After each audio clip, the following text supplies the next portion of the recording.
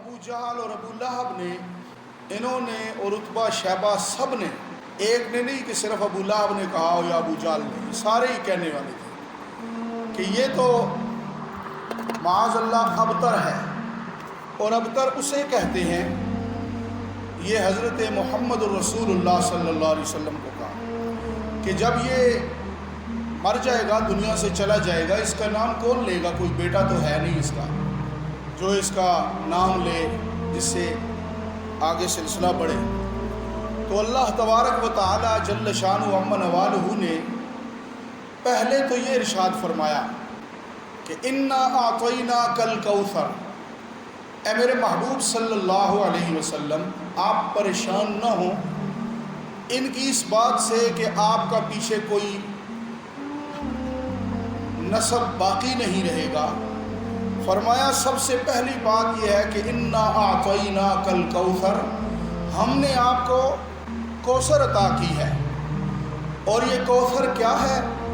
یہ حوض کوثر ہے، یہ وہ حوض ہے، وہ نہر ہے جس نہر پہ نبی علیہ الصلوۃ والسلام کھڑے ہوں گے اور اپنی امت کے ان افراد کو جن کے بارے میں اللہ چاہے گا انہیں حوض کوثر سے اس کوثر کا جام بھر بھر کے پلائیں گے۔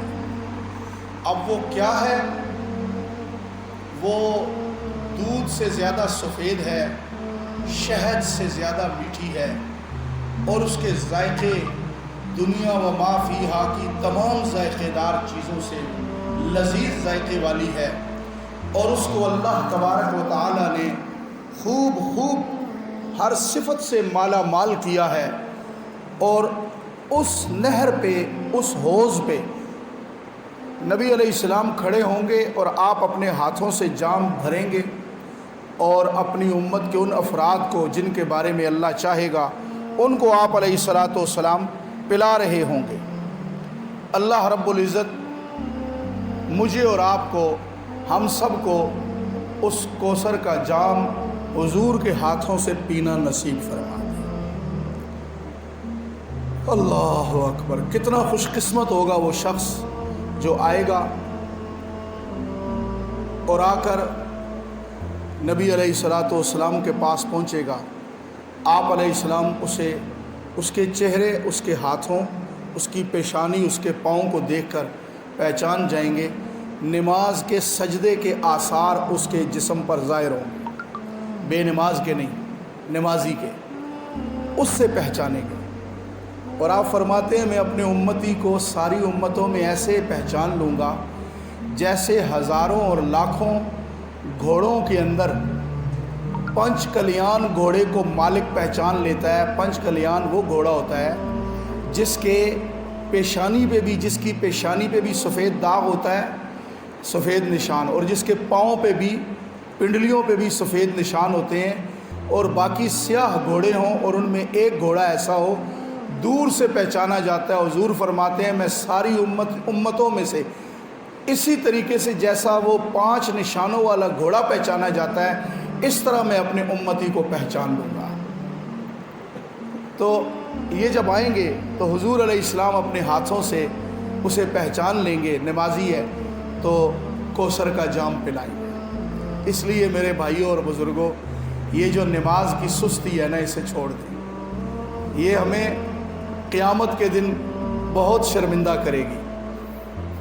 نماز نہ پڑھنا اور نماز کی سستی کرنا، پھر ہم کہیں جی جمعہ صرف پڑھ لیں، یا کبھی عصر پڑھ لی، کبھی ظہر پڑھ لی، نہیں، فجر کہاں گئی؟ فجر کو تو ہم نے اپنی زندگی سے نکال ہی دیا۔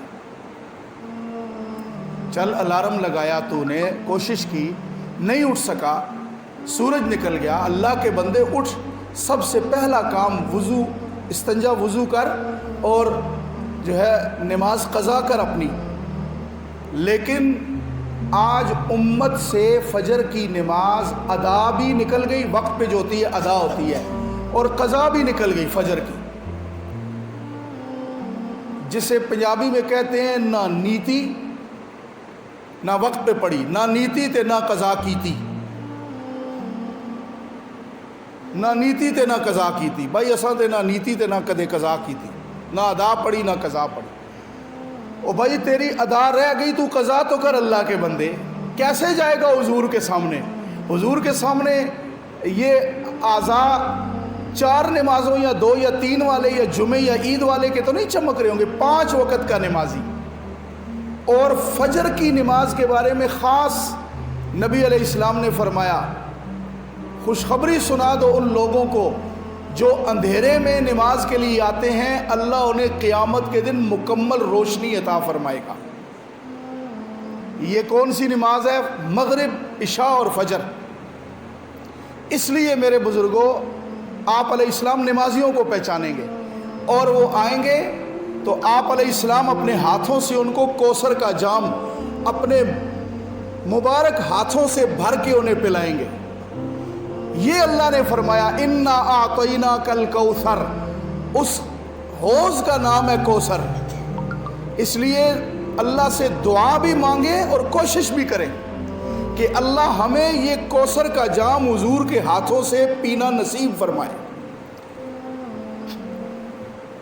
تو یہ فرمایا آپ کو وہ کہتا ہے کہ اس کا نسب باقی نہیں ہے، بیٹے بچپن میں ہی مر گئے، کون نام لے گا؟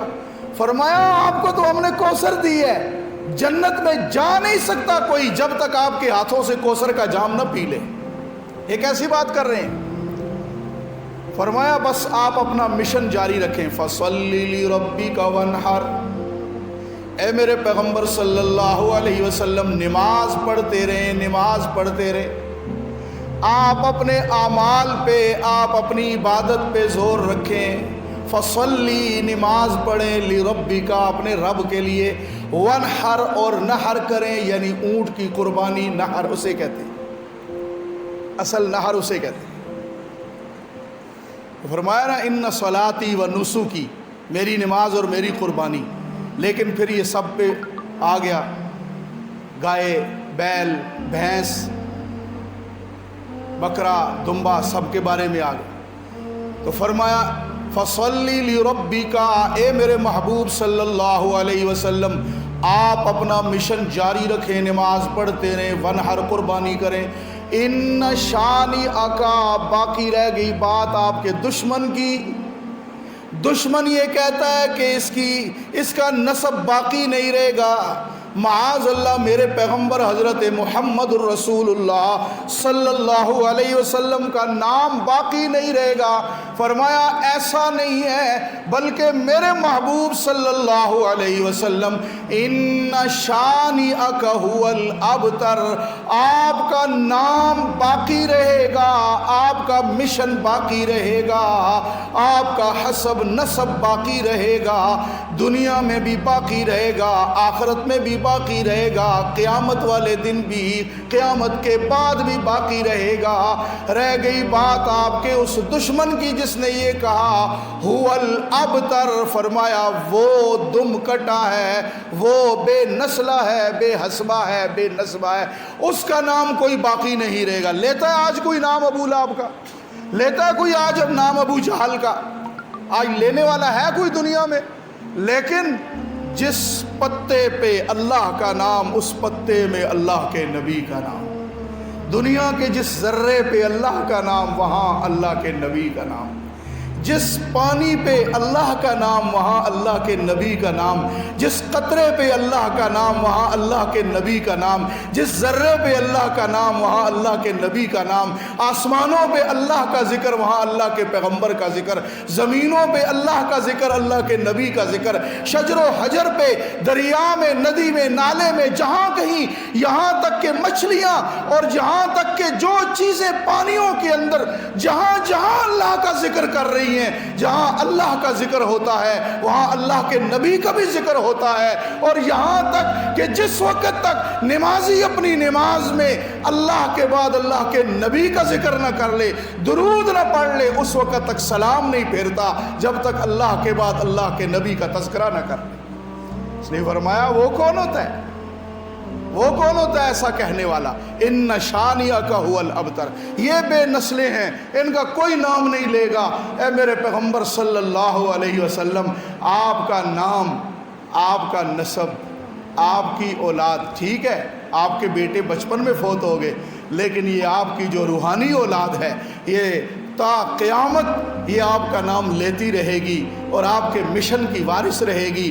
اور پھر آپ علیہ السلام نے فرمایا رہ گئی میری وراثت، تو فرمایا ان العلماء ورثۃ الانبیاء، علماء انبیاء کے وارث ہیں، اور انبیاء درہم و دینار نہیں چھوڑ کے جاتے، انبیاء علیہ السلام علم چھوڑ کے جاتے ہیں، جس علم کے وارث فرمایا انبیاء کے بعد علماء ہوتے ہیں۔ تو علماء کرام اس طرح آپ علیہ السلام کی وراثت، آپ کی علم جو ہے وہ علم کی وراثت لے کر کتنے 100 سال گزر گئے، آج تک چلے آ رہے ہیں، قیامت تک چلے آئیں گے، اور یہی وراثت چلتی رہے گی، اور ان لوگوں کا آج نام و نشان اللہ نے مٹا کے رکھ دیا۔ اس لیے فرمایا انا اعطیناک الکوثر، ہم نے تو آپ کو کوثر دی، فصلی لربک وانحر، نماز پڑھیں اور قربانی کریں۔